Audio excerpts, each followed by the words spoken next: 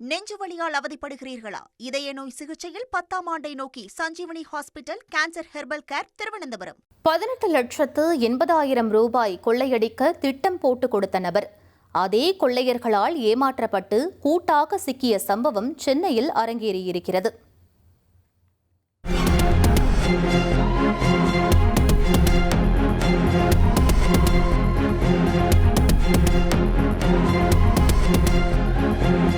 சென்னை பாடி பகுதியைச் சேர்ந்தவர் Umar Farouk. இவர் கொரட்டூரில் தொழிற்சாலை நடத்தி வருகிறார். கடந்த 25ஆம் தேதி பாடி மசூதி தெருவில் உள்ள தனது சகோதரர் வீட்டிலிருந்து 18,80,000 ரூபாய் பணத்தை வாங்கி வருமாறு தொழிற்சாலையில் பணிபுரியும் ரஞ்சித் குமாரை அனுப்பியுள்ளார். பைக்கில் அம்பத்தூர் தமிழ்நாடு வீட்டு வசதி வாரிய குடியிருப்பு அருகே வந்த ரஞ்சித் குமாரை 2 பைக்குகளில் முகத்தை மறைத்தபடி வந்த 6 மர்ம நபர்கள் கத்தியை காட்டி மிரட்டி பணத்தை பறித்து சென்றுள்ளனர்.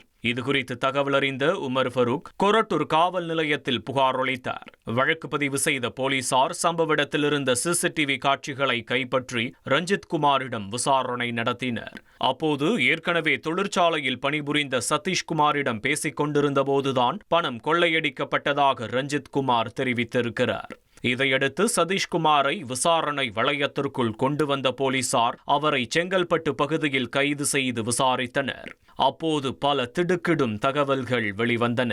தொழிற்சாலையில் நடந்த பண முறைகேடு காரணமாக 6 மாதங்களுக்கு முன்பு சதீஷ்குமார் பணியிலிருந்து நீக்கப்பட்டிருக்கிறார். இருப்பினும் நிறுவனத்திலிருந்து யார் பணத்தை கொண்டு செல்வார்கள் என்பது உள்ளிட்ட தகவல்களை அறிந்திருந்த சதீஷ்குமார் பணத்தை கொள்ளையடிக்க திட்டம் தீட்டியுள்ளார். சம்பவத்தன்று ரஞ்சித் குமார் பணத்தை எடுத்து செல்வதை அறிந்த சதீஷ்குமார் அவரை தொடர்பு கொண்டு இயல்பாக பேசி தமிழ்நாடு வீட்டு வசதி வாரிய குடியிருப்பு அருகே ஆள் நடமாட்டம் இல்லாத பகுதிக்கு வரவழைத்துள்ளார். அங்கு சதீஷ்குமாரின் திருநெல்வேலி கூட்டாளிகள் 6 பேர் வந்து ரஞ்சித் குமாரிடம் கத்தியை காட்டி கொலை மிரட்டல் விடுத்துள்ளனர். அப்போது சதீஷ்குமாரும் பணத்தை கொடுத்துவிடு, இல்லையென்றால் அவர்கள் நம்மை கொன்று விடுவார்கள் என பயந்தது போல் நாடகமாடி பணத்தை கொடுக்க வைத்துள்ளார். பின்னர் கொள்ளையடிக்கப்பட்ட பணத்தில் தனது பங்காக 25,000 ரூபாயை மட்டும் பெற்றுக்கொண்ட சதீஷ்குமார் அன்று இரவே செங்கல்பட்டு சென்று தனது மனைவியின் சீமந்த நிகழ்ச்சியை நடத்தி முடித்திருக்கிறார்.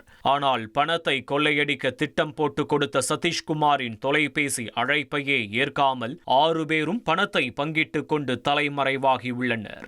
இதையடுத்து கொரட்டூர் போலீசார் தனிப்படை அமைத்து தேடுதல் வேட்டை நடத்தினர். இதில் சுடலைமுத்து, இசக்கி பாண்டி, முருகன், ஆனந்தகுமார், முகமது ஆரிஃப், முத்துராஜா ஆகிய 6 பேரையும் திருநெல்வேலியில் வைத்து கைது செய்தனர். அவர்களிடமிருந்து 7,25,000 ரூபாய் பணத்தை பறிமுதல் செய்த போலீசார் மீதமுள்ள பணத்தை எங்கு பதுக்கி வைத்துள்ளனர் என்பது குறித்து விசாரணை நடத்தி வருகின்றனர்.